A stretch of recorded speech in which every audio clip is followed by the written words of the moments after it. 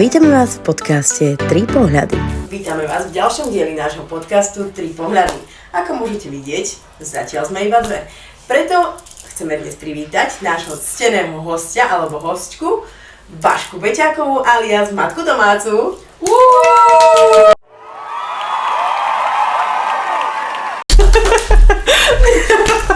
Dobre, nebolo pravdu. Vítaj u nás. Ďakujem krásne za pozvanie, teším sa, skoro som tikala skoro. Nerob to a musíš hovoriť nahlas, aby ťa tento yeti mikrofón sa počul. Dobre, budem sa snažiť. Veľmi sa tešíme, že si prijala naše pozvanie. Ja za ňo ďakujem. Hlavne, že to bol náš nápad. Mali sme robiť spolu a teraz sme sa po 3 mesiacoch konečne pri podcaste stretli. Tak. Keby sme ho robili spolu, tak by to takto takto by to vyzeralo. Tak to by to vyzeralo, no tak ale nevadí. Tak stáva sa to presne tak, ako sa Na dobre sa čaká, vieš, ako sa vraví. Áno. No. Na dobre sa čaká a chcela by som povedať, že robíme pod prahovou reklamu. Akože ako? Veľmi nenápadne. Keby ste náhodou chceli takéto trička, že urve ma, tak už čoskoro budú na Baškinom e-shope a teraz si ho môžu objednať u teba na Instagrame. Zatiaľ áno. Tešíš sa? Teším sa strašne moc. A ja sa teším, že už ho dneska mám. Ďakujem, Dušanko, že pracuješ v zahraničí a môžem si dovoliť toto tričko. Nie až také drahé, je úplne také, že dá sa to, že si to môže aj ktorákoľvek iná matka domáca, aj nedomáca dovoliť a doprieť. No. A nie len matka, všetky ženy a všetci muži, ktorých ide urvať, si môžu kúpiť toto parádne tričko. Pre dnešný deň sme si vybrali dve témy, alebo teda tému. No. Začneme témou kyberšikana. Veľmi aktuálna téma. A nie len v rámci celkovo je to vlastne téma, že nie len, že keď ťa už poznajú ľudia a majú pocit, že si možno môžu dovoliť, ale o tom nám asi viac povieš ty, ale celkovo sa ľudia, ktorí nechcú ísť vyslovene do konfliktu, aj boja vyjadriť svoj názor, lebo okamžite sú kvázi tou druhou stranou atakovaní. A je jedno, či je to tá strana alebo tá strana, všade sa nájdú takí ľudia. Tak nám porozprávaj možno, aká je tvoja skúsenosť s kyberšikanou, nakoľko už teda sa dá zaradiť, môžeme ťa zaradiť medzi takých známejších influencerov, tak povedz nám k tomu. Viac. Akože pre mňa to bola taká otázka, že mňa predtým varovali ľudia už keď som si ešte zakladala Instagram, lebo tak moji sledovatelia vedia, že teda ja som nikdy Instagram nechcela mať. No ako ja, presne. Áno, nikdy, proste Facebook stačí, ale ono sa to tam potom nejako proste zvrtlo a už keď som teda fičala, už som tam mala možno nejakých 5000 ľudí, tak vtedy to tak začalo. A hneď prišli tie varovania, hej, zo stran blízkych, rodiny, kamošov, že teda, či sa nebojím toho, hej, alebo už aj keď tam boli nejaké hejterské komentáre, že aké to pre mňa je. A ja som si uvedomila, že to je proste obrovská cesta, ktorá mi dala príležitosť na ten sebarozvoj, pretože ja som si uvedomila, že naozaj tie prvé hejty, ktoré tam boli, sa ma dotýkali, že extrémne, hej, že mňa proste sundávali, že ja som proste mala krčeť na žalúdku, nervózna som bola na deti, na muža, na všetkých, proste úplne som to prenášala až sem, úplne citeľne. A tým, že ja sa považujem... Ja úplne mám až slzy, že...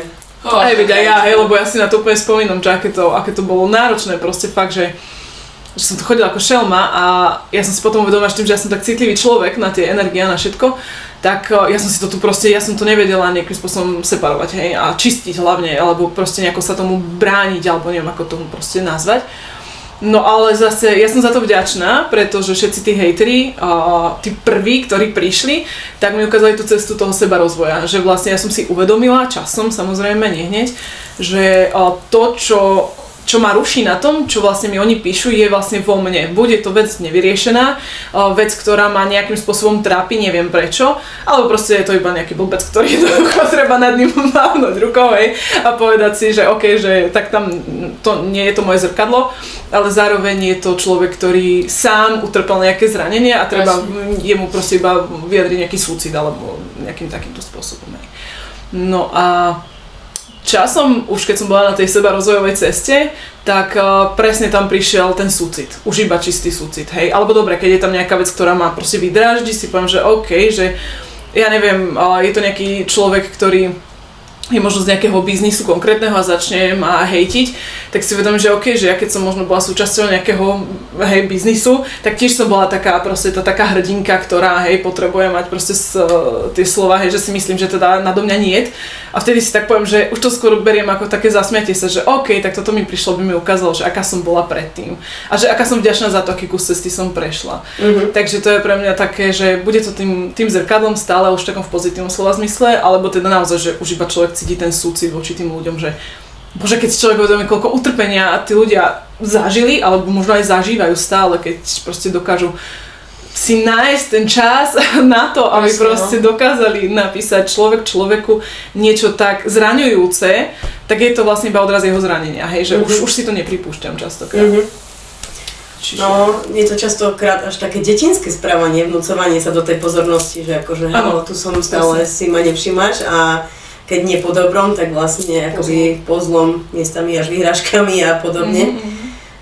Takže je to taká dosť široká téma a myslím si, že je dosť dôležité sa aj menovať, lebo dobre, tak my už máme teda, ty máš po 20-ke, máme po 30-ke, už máme nejakú zrelosť, kde si uvedomujeme to, že sa nás to až tak, že to presne ako si povedala, že nie je to naše.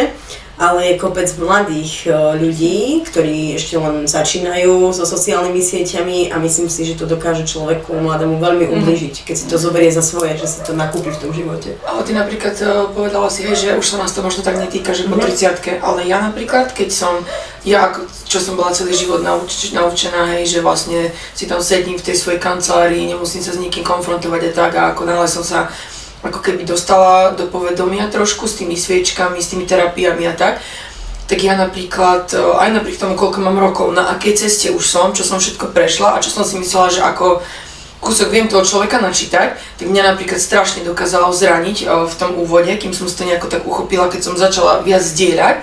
Lebo ja som mala pocit, že tým, že ja tým žijem a že proste mne je to prínosné a že teraz celému svetu chcem povedať, že proste aké je to úžasné, že tak si vieš pomôcť za to.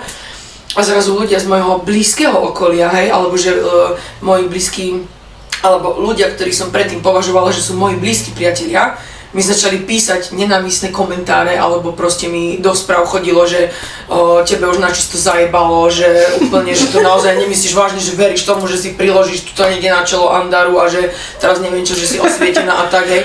Ako spočiatku to bolo také, že som ako tak s pokorou a proste tak, že som sa snažila tak spokojom s tým človekom akože mu nastaviť aj to moje ako keby alebo predostrieť mu to ako odo mňa konkrétne, hej, že teraz toto zdieľam preto, lebo je to takto, hej, a on alebo ona proste išlo to bomby a ja som normálne ostala, že ty kokos, že tak ja asi nejdem toľko zdieľať, alebo vtedy som sa tak zabrzdila, že asi nie je to pre každého, alebo že a čo, a normálne v istom období, asi možno po roku, ako som teda zdieľala, tak som sa normálne tak dala trošku do úzadia a aj som potom videla, hej, že napríklad niektoré príspevky mali menší dosah, alebo proste keď nezdieľa človek stále, pokiaľ sa tým chce venovať a že proste to robí a že ho to kvázi živí, mňa to neživí, lebo je to len môj koníček, ale veľmi mi to vyfiltrovalo aj priateľstva, aj všetko, ale príde mi to také, že napríklad aj teraz, čo sa napríklad ku mne dostalo, prečo ma aj oslovila táto téma, že by sme ho mohli rozobrať, tak je napríklad, keď som začala pred nejakým časom chudnúť a dostala som sa k Fitchakeru a proste tam bola taká strašne mne sympatická baba, taký Rulienka, myslím, že to sa môže povedať. Tak ja som išla... Pozdravujeme ju. Áno, ahoj. Ja som išla úplne podľa nej bomby, hej, že ja keď som to videla, akokrát sa mi nechcel vstať ani nič, a ja vravím si, ty kokos, keď ju vidím, že ako ona to dala, že aj ja, že proste keď to ona dala, čo ona vraví, že proste ja keď to dám, tak to dá každý, proste idem do toho. A fakt ma to úplne inšpirovalo a mňa by v živote nenapadlo, že jej osobe, čo proste naozaj ušla taký, už aké mám zimom riavky. A pokorná je úplne obrovsky pokorná. A že ona, keď mňa vyskočil prednedávno príspevok, že ona odchádza z Instagramu, že proste si dáva detox, lebo tie komentáre, čo jej tam ženy píšu, tak mňa normálne do mňa až taká zlosť vošla, že to je žena, ktorá proste inšpiruje tisíce žien iných proste na Slovensku, alebo ja neviem ešte kde všade. A ona proste, že ju to takto zvalcovalo, hej, ako neviem, ako sa teraz cíti alebo čo. Ale normálne som si povedala, že poďme, že otvorme túto tému, že možno sú nejakí ľudia, ktorí si to potom pozrú alebo vypočujú a že aby ako keby sa nezdávali, alebo ako by som to povedala, že proste naozaj ako ty vravíš, že to je odraz toho vnútorného vnímania toho človeka, že možno on sám ako a že neuvedomí si to, že ako môže až ublížiť tomu človeku, že ho až takto ako ja som sa napríklad s tým už aj tak, aj Kirilienka sa s tým isto vysporiada aj všetko. Ale jasné, akože... Ale úplne som z toho ostala taká, že čo ich opravňuje a prečo to robia, hej, že ako... No lebo proste aj oni, vieš, všetko musí byť v harmonii. A keď sme len chválení z každej strany, tak nám nerastie len to vnútorné sebavedomie, ale rastie s tým aj ego, lebo sme len najlepší, všetci nás chvália, robíme to super, ale proste keď nám niekto šliapne na otlak, tak to znamená, že nám zatlačil vnútri nejaký gombík, niečo presne ako si povedala, že to vlastne to zrkadlo, že aha, tak toto ešte nemám spracované. A Kira sa s tým vlastne vôbec akože nehanbí to povedať, že naozaj to, čo spôsobilo ten nárast váhy, predtým bolo emočné zajedanie, s ktorým stále vlastne akoby bojuje. Takže ja si myslím, že ona si to uprace a posilňujú to ešte viac na ceste a takisto aj nás všetky. To 30-kou, ja som to myslela tak, že samozrejme... Ja som to pochopila, že hej, čo, ale... Áno, ale super, že si to rozvinula na túto tému, super, že si to takto rozvinula, lebo ja som tým vlastne chcela povedať to, že keď máš teda už nejaký vek, tak stále sa ťa to dotkne, ale to vedomie už máš tak, že už si to vieš uvedomiť, že nie je to moje, ale tie decká, oni si ani len neuvedomia, že sa ich to vlastne netýka, že je to odraz toho druhého. Jasne. To som tým chcela povedať, lebo samozrejme, že aj mne, keď niekto, a nie je akože, mne toho zase nepíšu až tak veľa, ale mám s tým teda skúsenosť tým, že som sa stala poslankyňou v obci, kde som sa prisťahovala, že som tam mala 2 roky a podarilo sa to, že som tam dostala. Ja som tam išla s najčistejším a najlepším úmyslom proste tou svojou energiou a tým svojím proste, že si stojím za vecami a že kým niečo neurobím, tak proste idem bomby, až kým sa to nepodarí. Tak vlastne s týmto úmyslom som tam išla a nakoniec som ostala vlastne úplne znechutená a povedala som si, že už nikdy v živote nebudem mať takúto ambíciu, pretože nikdy nevyhovieš všetkým. No, a jednoducho dokáže ťa to tak znechutiť, že pokiaľ to nie je naozaj to tvoje poslanie, ktoré sem prinášaš, tak ťa to úplne filtruješ. Ja napríklad som to mala tak, že ja to považujem za poslanie, to čo robím, lebo som sa vlastne po nejakom čase precitla, prebudila, hej, vždy som vedela, že nejaká tá vnútorná sila alebo tie energie a tieto veci, hej. Ale aj napriek tomu, že proste boli tam tie hejty a takže kúsok som sa stiahla, ale tí ľudia, ktorí proste chcú, tak oni ma nájdu, aj keď to nezdieľam. Aj keď proste, hej, že... Áno, čo sa tohto týka, áno. Ja som myslela to poslanecké. Jasné, akože jasné. Že toto nie je moje, byť poslancom nie je moje poslanie. Som poslancom dobrej energie, svetla, neviem. Proste si predĺžením Božieho vedomia. Všetci sme. Áno. Ale vlastne tá politika, že tým, že naozaj toto nie je tu pre mňa pripravené, tak ma to tak zomlelo, že som sa proste z toho celého stiahla. Akože už to dobačujem, pretože v rámci medziľudských vzťahov to dobačujem, ale už nikdy akože toto neurobím. Proste keď budem chcieť pomôcť niekomu niečomu, tak bez toho, aby tam bol predtým nejaký titul. Papír! Papír. Na Duškovi, keď sme boli teraz, tak chodil, no strašne pekný príklad. A hej, boli sme teraz na Dušekovi na 4 dohody a on tam presne tom hovoril, že vlastne ako tento svet funguje. Ako že sa vlastne naháňame za papierom. Naháňame sa, že musíš to niekam dotiahnuť. Niekam dotiahnuť. Akože kam dotiahnuť. Brutálne boli tie 4 dohody, akože fakt to odporúčam všetkým si to ísť pozrieť. Som si poplakala na konci, aj ty. To bol tak silný zážitok, že ja som už na ňom bola, ale tá jeho múdrosť je úplne taká nekonečná a to, že on to hovorí úplne z mosta do prosta, nepoužíva žiadne výrazy, ani že on proste úplne ide, že to pochopí každý, však tam bola úplne plná aula tých ľudí a to bolo chlapi, ženy, mladí, starí. On je tým presiaknutý, on je proste v čisté vedomie a naozaj on to žije. A mne sa to tak páči a môžem povedať, že aj u seba vnímam riadny rozvoj, lebo akože ja som ho vždy mala rada a počúvala som ho aj predtým, pár rokov dozadu. A bolo to pre mňa ešte také, že som ešte viac žila v tej hmote a ešte viac v takých tých motivačných veciach alebo takých tých vizualizáciách a toho, že ako by som to chcela. A teraz som tak precitla naozaj do toho, že vlastne nechcem povedať, že už nič nechcem, ale príjmam tak veci, ako sú a viac sa uvoľňujem do toho, čo vlastne mám, že naozaj zistujem, že všetko už mám a potrebujem sa do toho len Toto ja si týmto presne uvoľniť. Hej, takže vlastne sú ale je to úžasné sledovať, vieš, že keď sme, alebo že sme v tom, napríklad my dve sme v tom spolu a že teraz je to nejaký čas a proste, že už sme tu a teraz jedna už to má a tá druhá ju dobieha a potom zase to vymení a zase, no teda ja som dlhodobejšie, že ja dobieham a ty už si niekde, to nie. Takže vôbec nemám pocit, že by som bola, že niekde. Nie, ale vieš, to papier. Áno, papier. Mám papier? Ty máš titul, ty máš papier a ja mám titul, ale ja to nikde nespomínam, hej, lebo však na čo, hej. Ja to beriem tak, že to bola nejaká etapa, proste čo som potrebovala kvôli práci.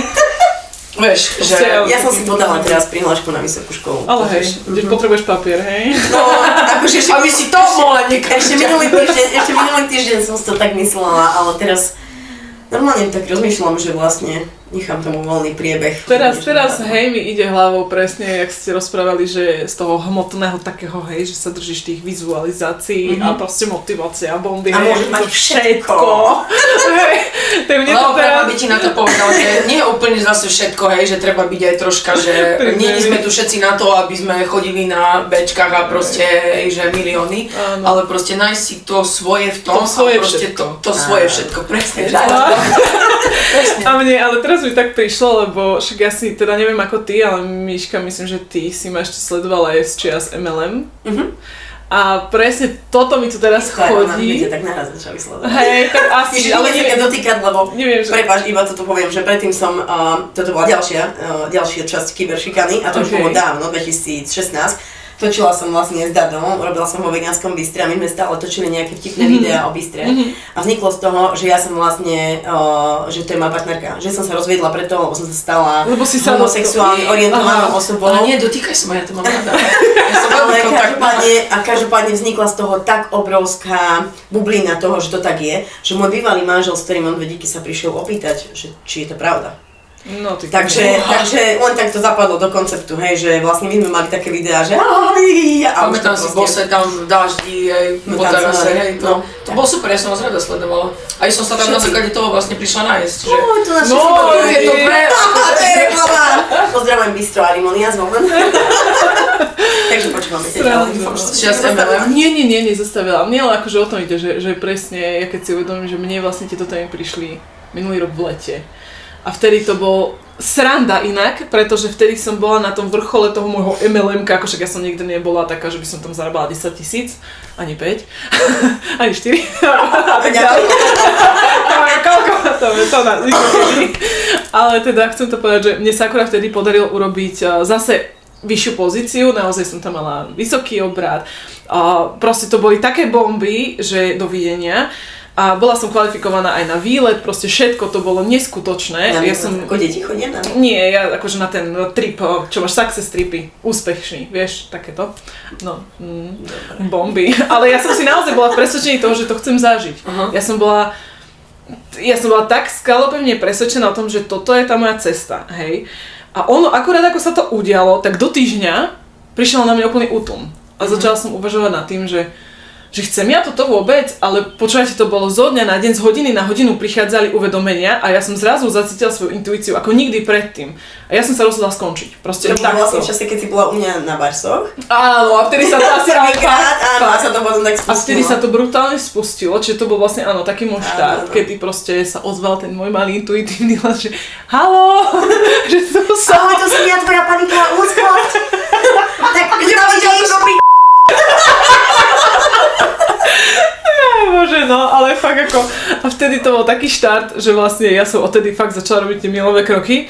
Ešte som sa na chvíľu vrátila k MLM, ale a fakt, že takže to boli dni, hej, to sa tu nebavíme o úsekoch, že mesiace, ale to boli dni, že idem, nejdem. A hej, jak nemá. No, nemá. No a vlastne vtedy sa to tak celé už zvrtlo, že som si povedala, OK, som si dala takú proste meditáciu, že dobre, vypočuj sa konečne už v tom zhone. A vtedy mi tam išlo stále, že nie, nechod do toho, nepokračuj s tým, nerob. A vtedy ako som s tým sekla, tak naozaj, že to boli brutálne premeny, ktoré sa udiali. Ja nehovorím, že som teraz neviem kde, akože kopec cesty predo mnou, ale kopec aj za mnou. Ale ja keď si teraz takto tu sedím a som počúvala, čo tu hovoríte o tých, akože, že motivácia a vizualizácia, všetky tieto veci, ktoré vlastne v MLM-ku vás učia, alebo vás učia, proste to sa môžeme zastaviť dokedy, alebo Boh vie, ako sa to rozvinie táto debata, ale teda ja som si fakt uvedomila, že Pane Bože, že to v čom som žila.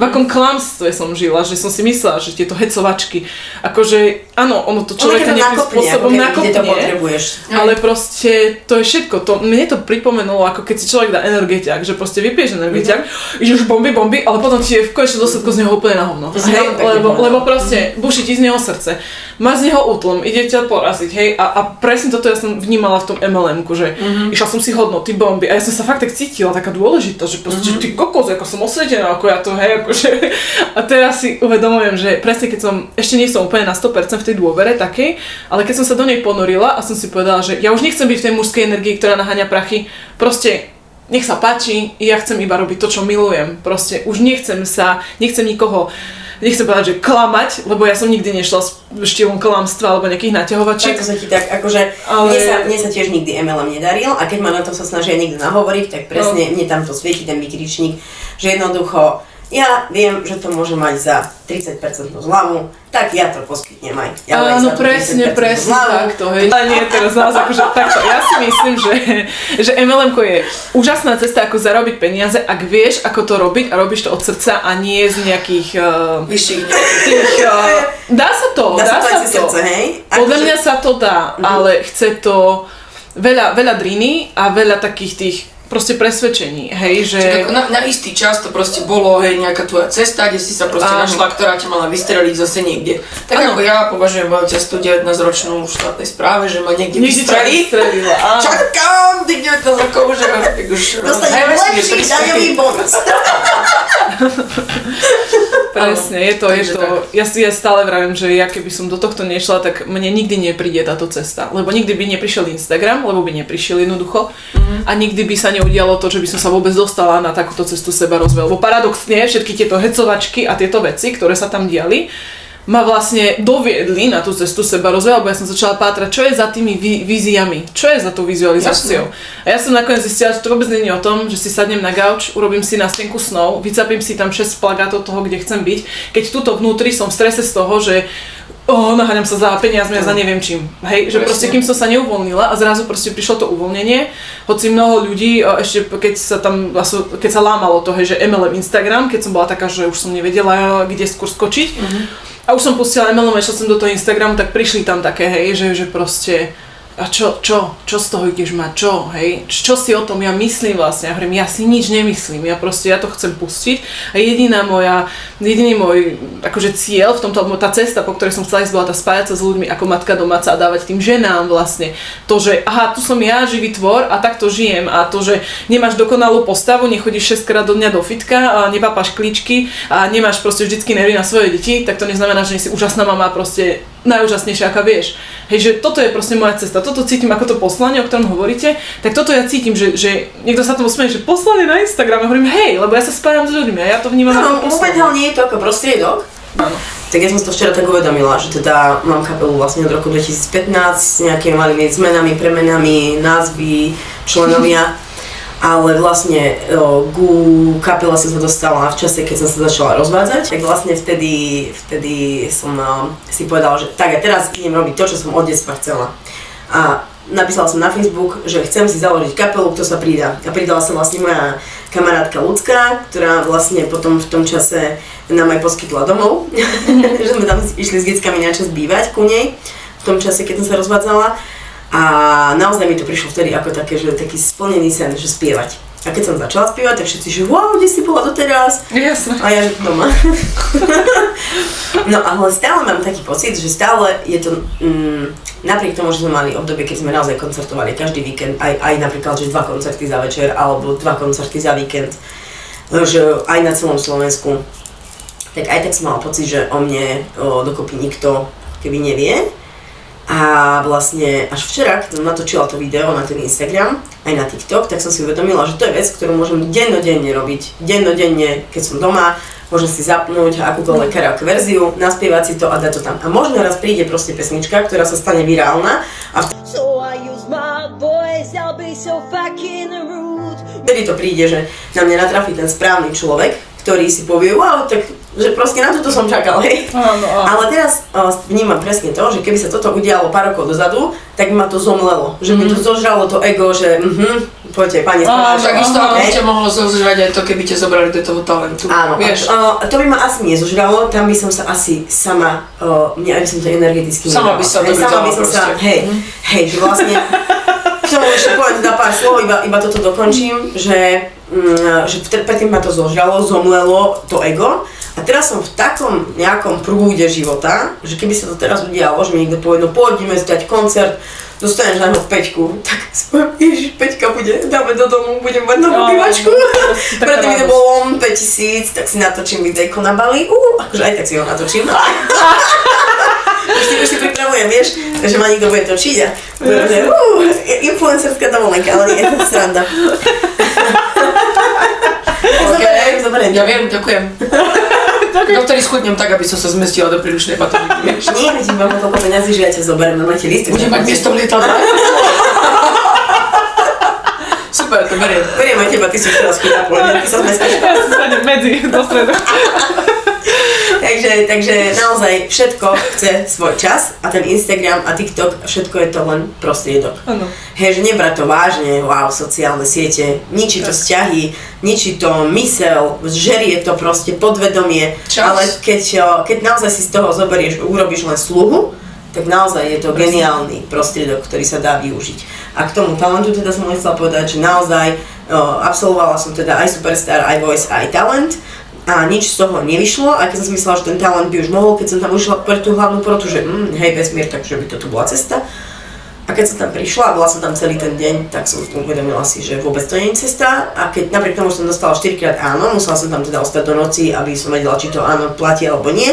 A ja som sa vážne modlila, aby to nebolo reálne áno. Ja som tam nechcela proste byť. To bolo na ďalší podcast.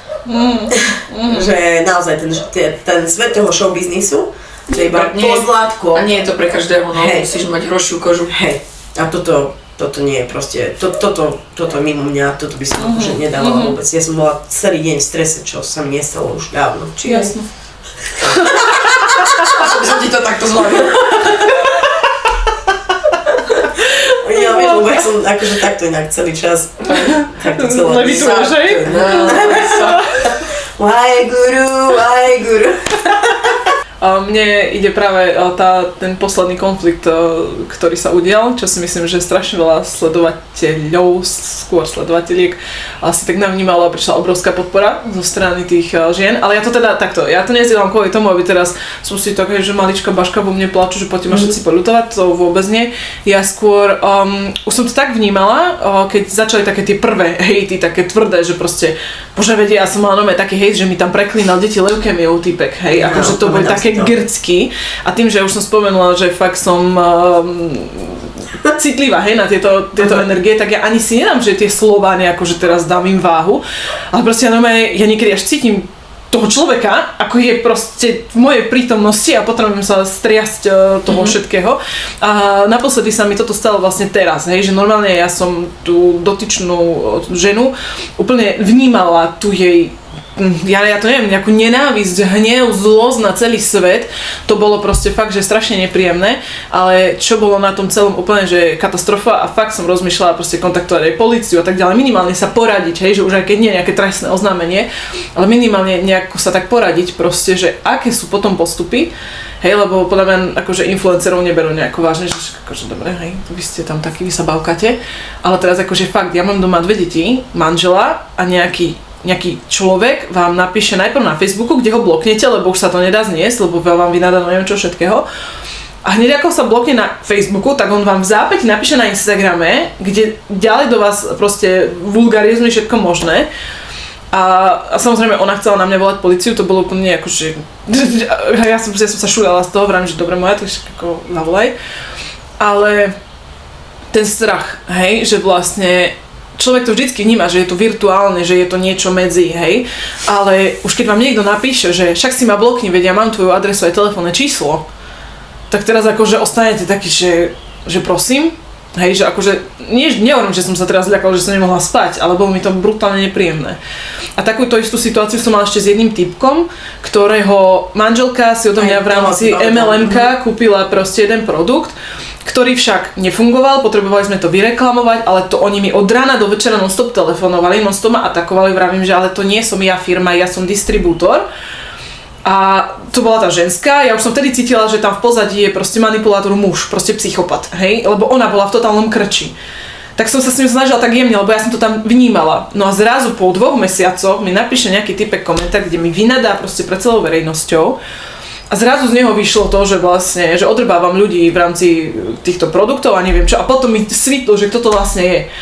Tak ja som napísala, Ježišmária, že už mi to celé to puzzle sa mi proste dalo dokopy, že čo je to za manipulátor, za psychopata. No lenže on mi tiež začal potom vypisovať, ako by ma zmlátil, ako by neviem čo, ako za mnou, hej, že príde, asi ma nájde. A že akože ty kokso, že proste človek sa normálne miestami bojí. Nie že o svoj život, hej, ale proste o to svoje bezpečie, o svojich detí, o svojho muža a tak ďalej. Lebo aj keď čo môžeš čakať. No a keď človek sem tam... Behajú títo psychopati rôzne, no. Akože však máme v tých správach kadečo, ako ja to teda už nepočúvam, ale tak ako hej, nejakým spôsobom sa to premelia okolo a je to fakt, že hnus, hej, takže to bolo dosť také, že človek sa snaží proste otvárať témy, ktoré pomôžu, ktoré inšpirujú, či už po tej materskej stránke, alebo možno po tom zdraví, hej, akože psychickom a tak ďalej. A nakoniec zistí, že úplne nevinné témy, kde ja ani som není obnažená, ani nič, proste čo strapatá s bordelom, hej, s prádlom. A proste non-stop ataky od ľudí, nielen mužov, ale teda hlavne od žien, hej, čo je pre mňa absolútne už nepochopiteľné. Žena ženu a to už matka matku, keď dokáže... Zranená, proste zranená, vyhorená, nie je to spravedlivé. Áno, tak ale je tam ten súcit, ktorý my, hej, potrebujeme proste... A to je to jediné vlastne, čo v tom celom. By som ešte k tomu chcela povedať, lebo som úplne cítila ten tvoj pocit toho strachu aj všetkého. A že nieraz som to aj ja zažila, síce v iných situáciách, ale veľmi podobne, že naozaj boli nejaké vyhrážky a podobne. Tak dlhé roky som s tým nevedela pracovať. Naozaj ma to žralo, že až kým som na to nejako kvázi nezabudla, alebo že žiadna kaša sa nie je taká horúca, ako sa navarí, tak potom to tak nejak sa utlmilo. Ale teraz, keď si spätne nejak vezmem niečo, nejaký útok alebo tak mne tam ako veľmi pomáha tá veta, že vesmír ti vždy kryje chrbát a vždy si v bezpečí. A toto, keď si dokáže človek nacítiť, tak nie je v akomkoľvek prúsere, alebo proste nech sa mu ktokoľvek vyhráža, tak tá dôvera spojená s tým, že som vždy v bezpečí. Dokonca som niekde čítala, ale už si naozaj nespomeniem, nejaký citát z Biblie, možno, že to bude niekto, že to bude vedieť a že to napíše do komentára, ale bolo to presne to, že nech si aj prechádzaš peklom, že nemusíš sa báť, keď akože že som s tebou. Niečo v tom zmysle. Neviem presne, ako tá veta bola, ale bolo to veľmi pekné. Že naozaj, keď nosíme v srdci a v duši, niekto povie Boh, niekto vesmír, Allah, ja neviem, hocičo, sila, energia, proste hocičo. To niečo je oveľa väčšie ako my a vlastne vždy, keď je to vždy prítomné, no je to vždy prítomné s nami, hej, len ide o to, či tomu veríme, či tomu dôverujeme, to už zase sú potom ďalšie, prečo tomu neveríme a tak ďalej, kde sa to naštrbilo, tak toto mi vlastne vždycky tak pomôže, že vždy som v bezpečí. A že ako keby som tak vnútorne to svoje vnútorné ustrašené dieťa objala. A tým pádom tá emócia toho strachu tam nie je taká silná a vedomie si povie, dobre, však tak sa to vyrieši, hej, ten vnútorný dospelý. Takže takto asi ku kyberšikane. Ďakujem, dievčatá. Ja ďakujem krásne.